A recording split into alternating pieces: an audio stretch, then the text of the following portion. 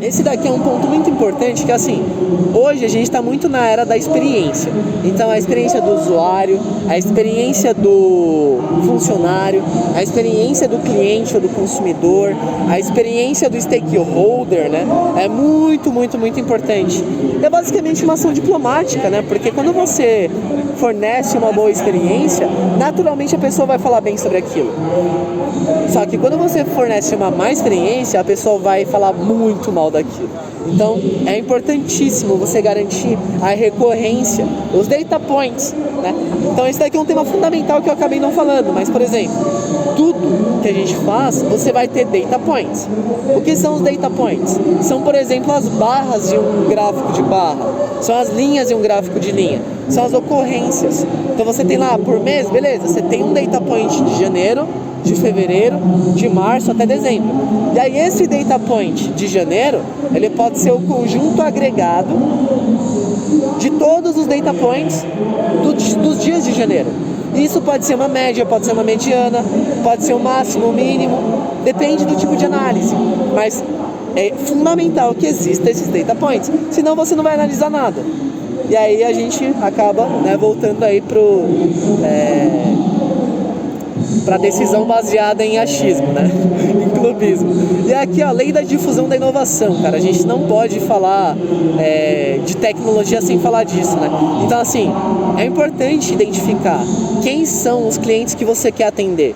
Você quer atender inovadores, você quer atender, né, early adopters, né, os adeptos iniciais. Você quer mirar na maioria, né? E aí você tem esse conjunto gigante aí de 68% entre a maioria inicial e a maioria final.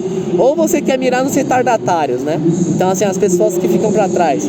Isso daqui é tipo aquela galera que ainda quer usar telefone de disco, assim, sabe? Ou que acha que a internet faz mal, ou enfim.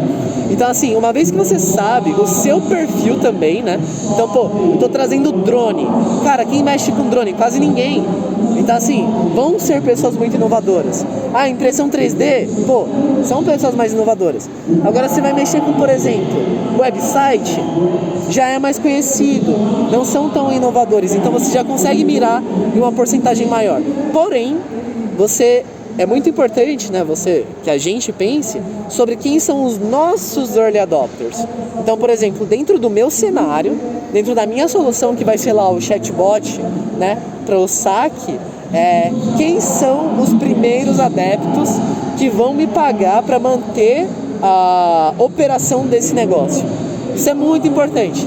Quem vai ser a primeira empresa, o grupo de empresas às quais eu vou fechar um contrato que vai me dar budget para pagar pela tecnologia e pelas pessoas que vão estar trabalhando nisso. Isso é importantíssimo, tá? E a minha perspectiva não é tanto do lado de desenvolvimento. Eu falo mais do lado de projeto, do lado mesmo de negócio, inovação, que é o que eu trabalho. Eu já fiz algumas demandas de dev, é muito da hora. Eu gosto de código, mas pro lado acadêmico, né? E persona, cara, você tem que desenhar suas personas. Então, pô, o cara que você vai fechar o contrato, ele é uma pessoa. Ele vai ser um jovem, ele é um cara mais velho, ele é uma pessoa que vem do norte do país, do sul. Qual aspecto cultural você pode utilizar para se comunicar de uma forma mais eficiente, mais empática, para negociar prazo, para negociar qual vai ser realmente o custo do investimento? Importantíssimo, tá, pessoal? Também mapear as personas. E aqui chegamos na parte mais literatura do tema, né? Então, assim, dados fundamentalmente são zeros e uns. Então, os dados, eles são como, por exemplo, o ligado e desligado, vivo ou morto, né? Começa disso. E a partir disso, a gente começa a criar abstrações. Por exemplo, bytes. O que são bytes? São basicamente 8 bits. E aí você tem sistemas numéricos, aí você pode ter lá decimal, hexadecimal, binário, acho que tem o octagonal também, né, que é o de base 8. E aí, com base nisso, você vai criar arquivos. Aí você tem um arquivo de texto. O arquivo de texto vai ser uma sequência de bytes, né? Então, cada tecla, cada símbolo ou letra vai ser um byte, né? Ou vai ser uma outra categoria. E aí você vai salvar aquele arquivo. Esse arquivo vai servir como base para um sistema maior, que pode ser um sistema operacional, pode ser simplesmente um aplicativo, né? Aí você tem o navegador, que vai para mídia social. Então, olha só a abstração. Você tem bits sendo trafegados ali através da energia elétrica, né? A energia elétrica é basicamente bits. E aí você vai agrupar esses bits em bytes. Esses bytes vão gerar sistemas numéricos, que vão gerar arquivos, que vão gerar sistema operacional, onde você vai colocar o aplicativo do navegador e aí você vai acessar o Facebook. E assim, se você considerar essa abstração, é como se fossem os átomos, né? Porque os átomos vão formar moléculas, que vão formar células, que vão formar órgãos, que vão formar seres humanos, que vai formar sociedade e assim por diante, né? E aqui tem outra analogia para uma casa. Você tem os blocos de construção, que são basicamente os pedaços de Lego físico, né? Que são os tijolos. E aí você vai ter o chão, você vai subir as paredes, vai fazer o teto, vai ter um cômodo e a casa, beleza?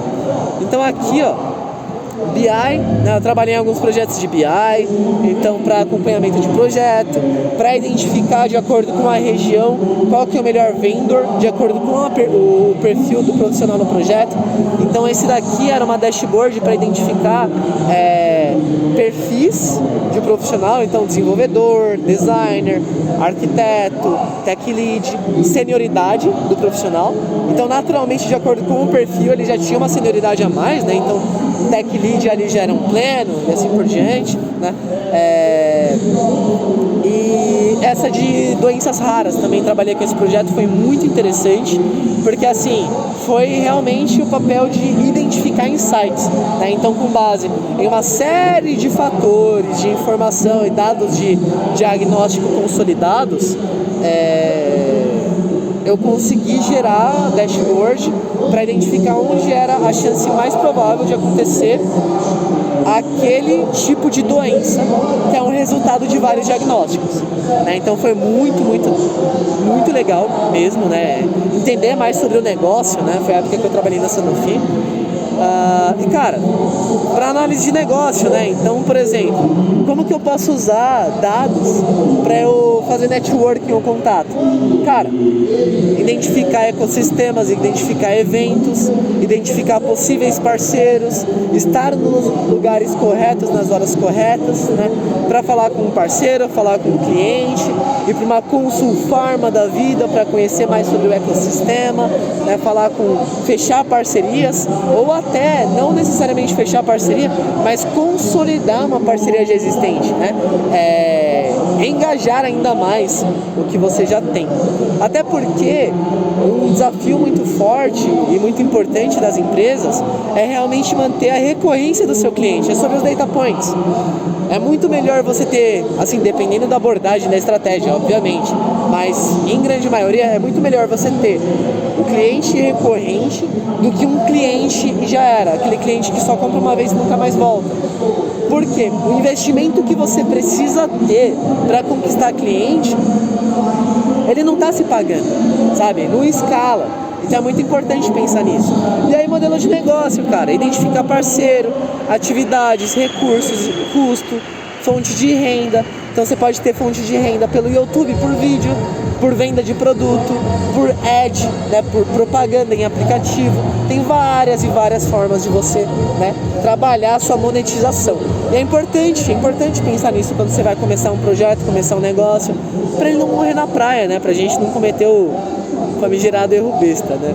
Mas faz parte também, às vezes acontece e cria expertise.